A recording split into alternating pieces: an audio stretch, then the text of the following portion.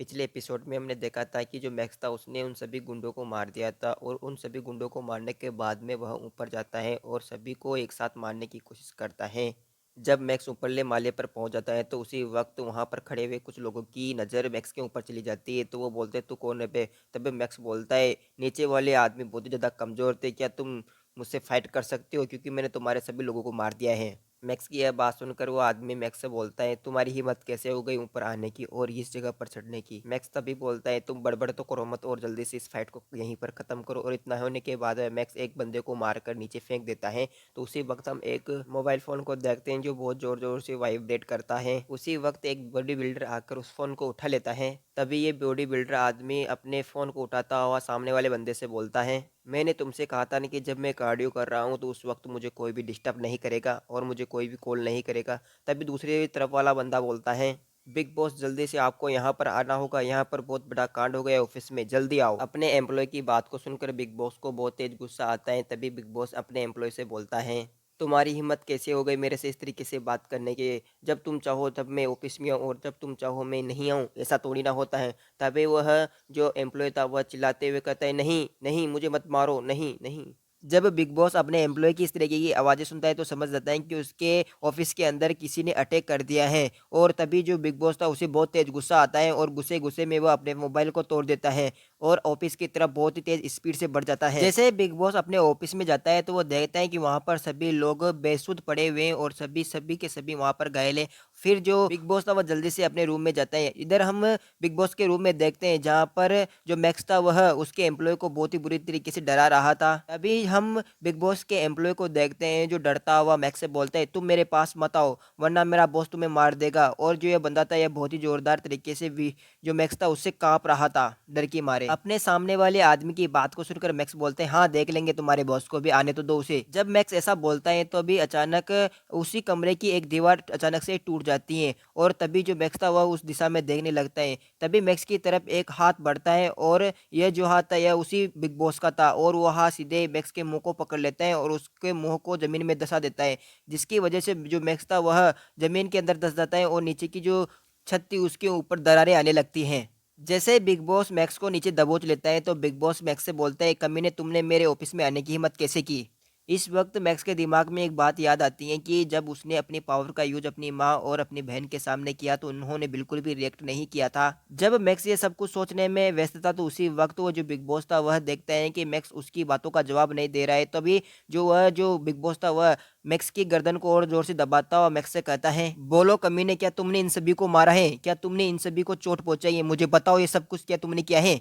Big boss को देखने के बाद में वीर को पता चल जाता है कि यहाँ पर ऐसे बहुत से लोग हैं जिनके पास बहुत सी यूनिक पावर्स हैं, जिसकी वजह से उसकी माँ और बहन ने उसके ऊपर ज़्यादा रिएक्ट नहीं किया था। और इतना सोचने के बाद में जो मैक्स था वो जल्दी से अपने हाथ को उस बिग बॉस के हाथ के पास ले जाता है। तभी अचानक बिग बॉस के हाथ के पास बहुत सारी परछाइयाँ आने लगती है जिसे देखकर बिग बॉस बहुत ही बुरी तरीके से डर जाता है। फिर जो बिग बॉस था वह जल्दी से अपने हाथ को मैक्स से हाथ से छुड़ाता है और फिर जल्दी से मैक्स से थोड़ा सा दूर हो जाता है। जब बिग बॉस मैक्स से दूर हो रहा था तो उसी वक्त बिग बॉस का जो कोट का जो कपड़ा था वह फट गया था, जिसकी वजह से उसकी मसल्स यूं ही नजर आ रही थी, साथ ही उसके अंदर से निकलने वाला ऑरा भी हल्का हल्का लीक हो रहा था। दूसरी तरफ हम मैक्स को देखते हैं जो उठने के बाद में अपने कपड़ों पर लगी हुई धूल को हटाते हुए बिग बॉस से कहता है क्या तुम एक अवेकनर हो और तुम यहाँ पर कर क्या रहे हो। किलिंग इंटेंट के साथ देखता हुआ बिग बॉस मैक्स से कहता है हाँ मैं एक अवेकनर हूँ और तुमने मुझे चेयर कर सबसे बड़ी गलती की है, अब इसके लिए तुम्हें हेल जाना होगा। जैसे मैक्स हेल का नाम सुनता है तो उसे बहुत तेज गुस्सा आता है और वह जो मैक्स था वह अपनी मुट्ठी भींचता हुआ उस बिग बॉस को देखने लगता है। और दूसरी तरफ बिग बॉस को देखते हैं जो अपनी बॉडी के टिश्यूज को रिलीज कर देता है, जिसकी वजह से उसकी बॉडी पूरी बाहर आ जाती है और जो कपड़े वो उसने पहने हुए थे वो सारे कपड़े फट जाते हैं। इस चीज का मैक्स के ऊपर बिल्कुल भी असर नहीं होता है। जो मैक्स था वह अपने पंच से बिग बॉस के ऊपर एक पंच मार देता है, जिसकी वजह से बिग बॉस का मुंह अंदर की तरफ धंस जाता है और बिग बॉस पीछे बहुत ही स्पीड से जाता है और एक दीवार से सीधे ही जाकर टकरा जाता है और पीछे की दीवार पर बहुत सारे क्रैक आ जाते हैं। यहाँ पर जो बिग बॉस था उसे बिल्कुल भी समझ में नहीं आता है कि उस मामूली से लड़के ने उसे एक पंच में पीछे धकेल दिया और उसे इतने बुरी तरीके से इंजर्ड कर दिया है। और वह कहता है, नामुमकिन, मैं विश्वास नहीं कर सकता हूँ, उसके एक पंच से मैं हार गया। ऐसा बहुत ही बुरी तरीके से और आंखें निकालता और मैक्स की तरफ देखने लगता है। तभी जो मैक्स था वह अपने पैर से बिग बॉस के मुंह पर एक जोरदार लात मारता है और ऐसा ही 3-4 बार अपनी लात से बिग बॉस के मुंह पर जोर-जोर से मारता है। और फिर जो मैक्स था वह उस बिग बॉस को लात मारता हुआ कहता है, क्या तुम्हारे जैसे कमीने भी हेल जा सकते हैं? मैक्स की लातें खाने के बाद में बिग बॉस को पता चल जाता है कि जो मैक्स है वह उसकी लीग का नहीं है, किसी दूसरे लेवल का है, इसलिए वह सिर्फ अपनी जान बचाने की सोचता है। और बिग बॉस मैक्स से बोलता है, नहीं रुक जाओ तुम यहीं के वहीं, मुझे छोड़ दो, मैं मरना नहीं चाहता, बताओ तुम्हें क्या चाहिए, मैं वो सब कुछ दूंगा जो तुम्हें चाहिए, बस मुझे जिंदा छोड़ दो। बिग बॉस की बात को सुनकर जो मैक्स था वह बिग बॉस से कहता है, मुझे मनी चाहिए, बताओ कहाँ है मनी। मैक्स की बात को सुनकर जो वह बिग बॉस था वह मैक्स से बोलता है, वो वहाँ केबिन के अंदर रखी हुई है, तिजोरी के अंदर। बिग बॉस की बात को सुनने के बाद में जो मैक्स था वह केबिन की तरफ देखता हुआ बिग बॉस से बोलते हैं, अगर मैं तुम्हारे सारे पैसे को ले लूँ तो तुम्हें कोई दिक्कत तो नहीं है ना।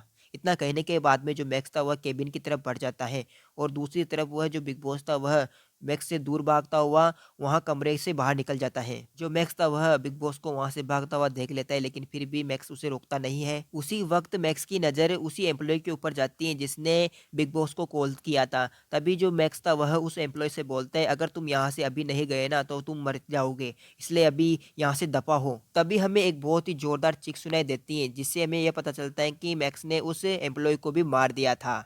इसके बाद में सीन शिफ्ट होता है और अब हम सीधे ही उसी बिल्डिंग के बेसमेंट पर देखते हैं जहाँ पर एक गाड़ी बहुत ही बुरी तरीके से काँप रही थी।